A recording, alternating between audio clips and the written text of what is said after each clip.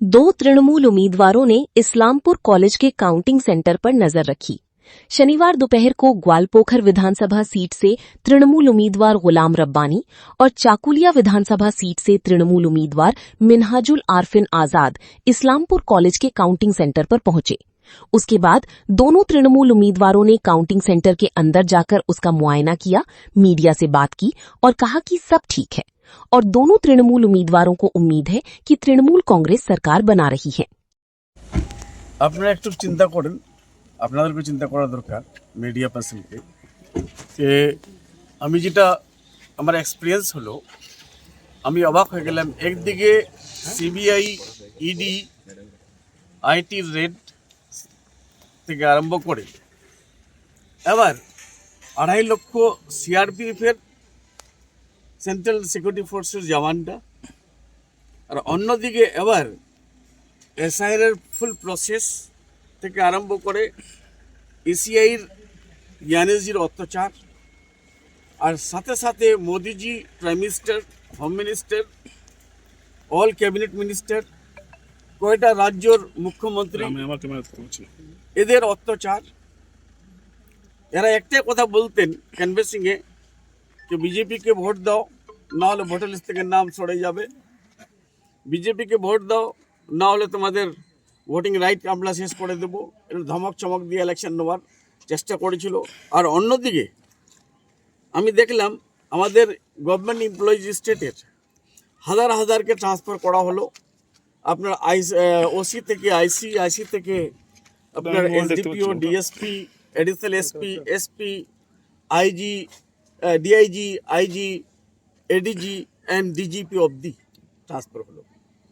এটা জীবনে কোনো স্টেটে হয়নি ভারতে।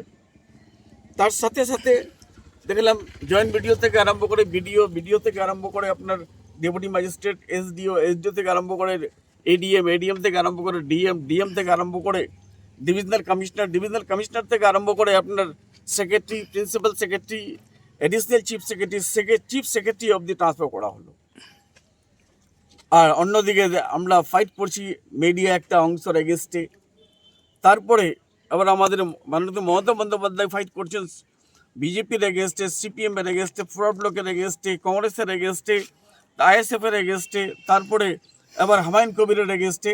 তার সত্ত্বেও কিন্তু মমতা বন্দ্যোপাধ্যায় 225টা সিট নিয়ে থেকে বেশি চতুর্থবারের জন্য মুখ্যমন্ত্রী হচ্ছে। সর্বপ্রথমে আপনাদের সমস্ত চ্যানেলের দর্শককে আমার আসসালামু আলাইকুম, নমস্কার, আদাব জানাচ্ছি। এবং শান্তিপূর্ণভাবে আমাদের পশ্চিমবঙ্গে ভোট হয়েছে, ভোটাররা ভোট দিতে পেরেছেন, আমি ধন্যবাদ জানাচ্ছি তাদেরকে। আজকে আমরা এখানে এসেছিলাম ডিসিআরসিতে, এসে দাদা রয়েছেন আমার সঙ্গে, মন্ত্রী সাহেবের সাথে আমি ছিলাম এখানে। এটা আমাদের ছেলেগুলো থাকে রাত দিন সবসময় এখানে পাহারা দিচ্ছে, ঠিক আছে।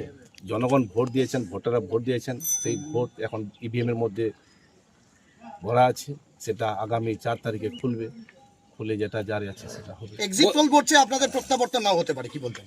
শুনুন, ঘটনা হলো যে সোশ্যাল মিডিয়ার এক্সিট পোল, আমি একটা কথা বলছি যে পশ্চিমবঙ্গের মাটি দুর্জয় ঘাঁটি, ঠিক আছে।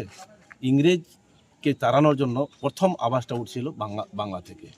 এই বঙ্গবাসী কোনো সময় ওই অসাধু ব্যক্তিদের হাতে তুলে দেবে না বঙ্গকে। বাংলাটা সবসময় শান্ত থাকতে চায়, বাঙালি আমরা সবাই শান্তি থাকতে চাই, তার জন্য এমন মানুষের হাতে তুলে দেবে না রাজ্যটাকে, যাতে করে আমরা বিপদে পড়তে পারি। সেই জন্য মমতা বন্দ্যোপাধ্যায়কে আবার বিকল্প হিসাবে চতুর্থবার মুখ্যমন্ত্রী করতে